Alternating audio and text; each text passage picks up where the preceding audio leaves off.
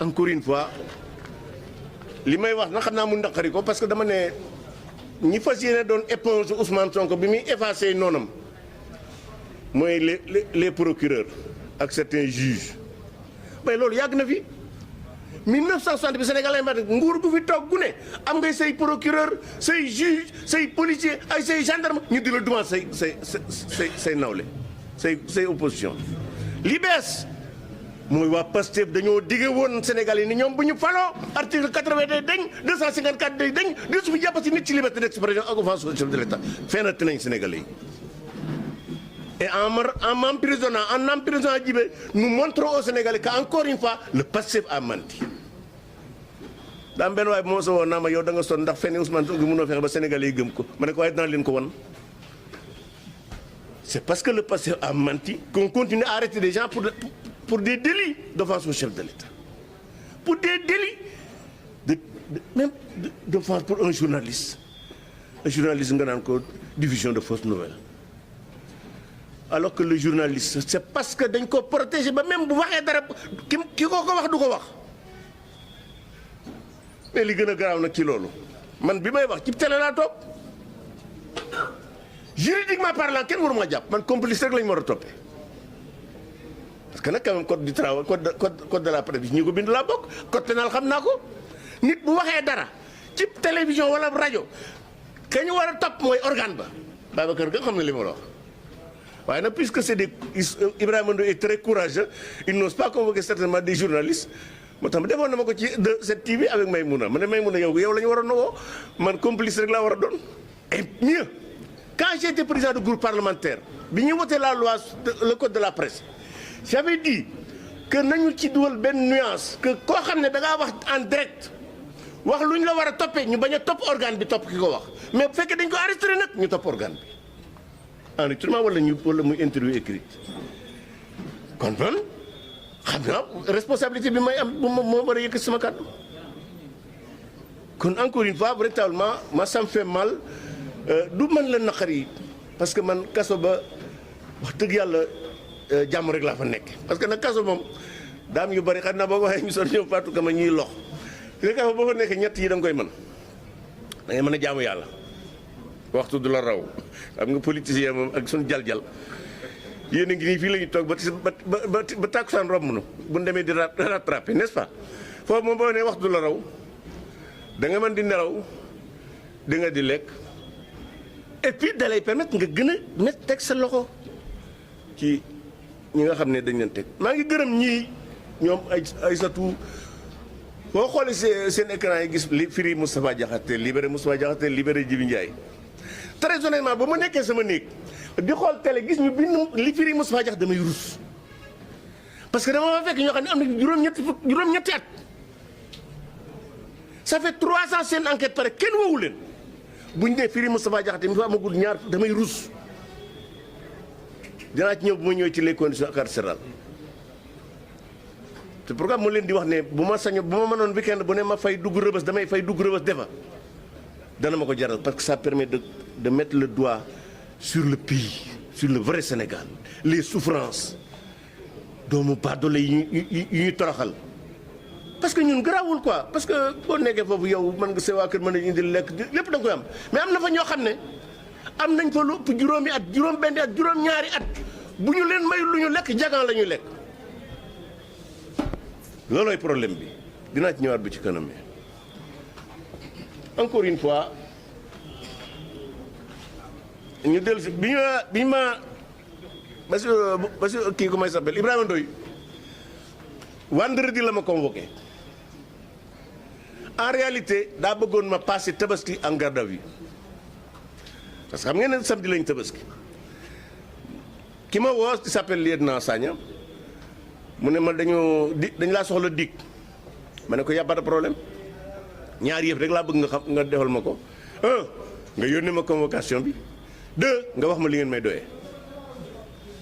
li may doyee moom mu wax ma ko au téléphone mu ne ma waaw ay déclaration yoo def ma ne ko baax na léegi maa ngi déglu maa ngi xaar convocation mu toog ba ma toog sama kër ba 15h50 am ñu ma soxla woon ma jóg dem bi maa ngi foofu mu woo ma ma ne ko may naa la yaar yëf bu la neexee agent bi nga yónni mu ñëw fekk ma fi ma nekk ñu ànd dem 2 bu la neexee nga yónnee ma ko par WhatsApp ma ñëw mu toogub diir daal di ma waat noonu nañ ko bàyyi ba mardi. c'est que Ibrahima Ndoye bu xamoon sama digganteeg tabaski du jéem sax di bëgg ngir dugal ma gàddaaw bi ci bisub tabaski. dafa naa li bokk na ci li Sénégalais war a noppalu mooy tabaski. sonn nañ ci trop trop alors donc bi ñu donc mu ne ma xaaral ba mardi ma dem ñu woo ma 10 heures fa la ma defe naa 8 heures 7 9 heures et demi fa la ma fekk ma ñëw toog ànd ak sama rak xam naa mu jaawal defe def avocat la mu commencé tëral di lire liñ may toppee mooy phrase li ma wax fi sànq moom lañ transcrire waaye wallaahi lancim bi mu waxee ba pare dama rus dama am kersa. Mon pays, le Sénégal. Quelqu'un qui défend la République, le protocole de la République, l'usage républicain, nous disons qu'on convoquer, nous reprocher lolo. Mu wax ba pare ma ne ko no kii sama rakk la du avocat bi xaaral avocat bi ñëw toog tuuti El Hadj Diouf ñëw maître El Hadj Diouf foofu nag dama bëgg taxaw foofu remercier mes avocats maître El Hadj Diouf d'abord parce que ñoom ils ont le droit d'aînesse dañ ko respecté. D'abord, je commence par maître El Hadji Amadou Sall. Amadou Sall, on a été au RND, on s'est croisé au PDS. On m'a dit qu'il faut bailler. Fu mu dëkk ci Ndakaaru xam naa ko sama xarit la lu ma xewle moo ciy jiitu maa ngi koy félicité di ko gërëm di ci teg maître El Hadji Diouf El Hadji 1987 laa ko xam. Dans l'espace universitaire mu bokkoon ci responsable de la CED de la faculté de droit di combattant booba li ni rek lañ daan wax kenn daa wax El Hadji Diouf moom itam maa ngi koy gërëm ci déwumaam ak disponibilité am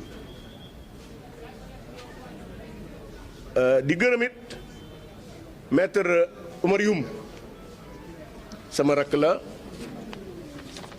moom bokk naa ci ñi ko doon labat ngir mu ñëw APR ndax boobu peut-être la bokk donc suma xarit bu yàgg la suma rakk la maître Antoine Mbengue c'est vrai qu'on a fait on était à l'APR en même temps mais ki ma xamal léegi moom c'est un camarade syndicaliste koo xam ne moo nekkoon le secrétaire général du syndicat moo ma xamal moom itam wax dëgg yàlla muy nit ku baax maa ngi koy gërëm donc maa ngi gërëm avocat yëpp di gërëm nag sénégalais yëpp nag ci cofeel gi di jégalu nag ci li ma ne leen bu leen ma kenn seet c'est que procès bii pour man du procès c'est une prise d'otage man nag dama dul nangu ñu jël ma en otage may bàyyi samay bokk ak samay xarit ñuy dem ci sama ravisseur di ko laaj pour ñu seet si ma gis nga bu ma doon dee rëbës nit du ma tiim du jabar du doom du xarit parce que la ma fa yóbbu du c'est une escroquerie judiciaire kon bi nga xamee ne donc enquête nañ ma ba pare question yi léeg-léeg damay jàpp waaye day poser question yoo xam ne dama naa ko lii du question c'est un réquisitoire mu dem procureur soppi ko ñu dem ba ca fin ba ñu indi ab définition guñaafiye li guñaafiye tekki lépp ñu indi ko lañ ca xam ñoom wax ba pare ma ne ko mon adjudant moo vous êtes malhonnête parce que nag quand même xam nga la synonymie la fonction de la synonymie mooy ça permet de donner à un mot plusieurs emplois parce que les mots n'ont pas de sens or boo dégloo ba may wax xamuñu dara rek la mën a teg ci li ma doon wax waaye bax Bassirou Diomaye Faye xamul dara nag loolu nag du offensé ko moom moo ko wax moo ne xamul dara bañ ko laajee ne ko ban livre nga jëkk a lire mu ne comment se faire des amis ah comment se faire des amis comment se faire des amis ah tabuy wax boo ko dee dégg da nga xam ne kii culture bi soriwut xam naa ne droit fiscal rek la war a xam droit fiscal. et puis ñëpp ñi ko seetaan keroog bi mu toogee ak Trump te Sénégal di seen yitte am nañ gàcca nga toog ak la première puissance du monde amoo loo koy wax lu dul naa ko nañ terrain de golf na ko jox commune nu Ndiaga Ñaaw de waaye tubaab moom bu mu fa jege terrain de golf bi muy jox Trump. Regardez-moi ça nga nekk président d'un pays un jeune toog ak la première puissance du monde amoo loo koy wax lu dul naa ko terrain de golf waaye nag liñ ma jàppee mu sell mi moom tëj na làmb ji nee na ko moto président de la république mais li am solo nag mooy Ousmane Sonko li muy wax dëgg bëriwul waaye fii nag wax na dëgg Diomaye matul président de la république ndax su matoon président de la république keroog ba mu ko waxee la koy dàq président Senghor dàq na un président du conseil économique social environnemental au début de l'indépendance pour moins que ça yéen xamu leen ko du ma leen wax tur wi nag xam nga lan la Senghor président Senghor dafa defoon benn programme tuddee ko le décollage économique du Sénégal président conseil économique social booba di def discours ne c'est bien de décoller mais il faut penser à l'atterrissage c'est bien de décoller mais il faut penser à l'atterrissage Senghor ne ko man may wax décollage ngay tudd atterrissage dàq ko ca bis ba Diomaye Faye bu ma doon président de la République Ousmane Sonko nekkatul président de la République premier ministre Ibrahima Ndoye aussi bu fekkoon ne il était juste ne daf may jàpp parce que dama offensé Diomaye Faye Sonko moomu lay jëkk a jàpp parce que Sonko li mu wax dafa garaaw Sonko constitution bu Sénégal la weddi parce que les dispositions qui donnent à Diomaye Faye une autorité ci constitution bi la nekk lenn dong la ko constitution bi santu mooy mu soppi ma jeeg wala mu soppi jànq jeeg ji waxambaane autorité bi fii kii moo ko jox Ousmane Sonko lui retire sa nee na amul autorité kon bu ñu amee ko ñu jàpp moom la ñu waroon a jàpp mais puisque Ibrahima Ndoye c'est un magistrat laxiste quand il s'agit de Pastef et punitif quand il s'agit de l'opposition moo tax jàppuñu ko waaye ki ko war a dàq nag mooy Diomaye Faye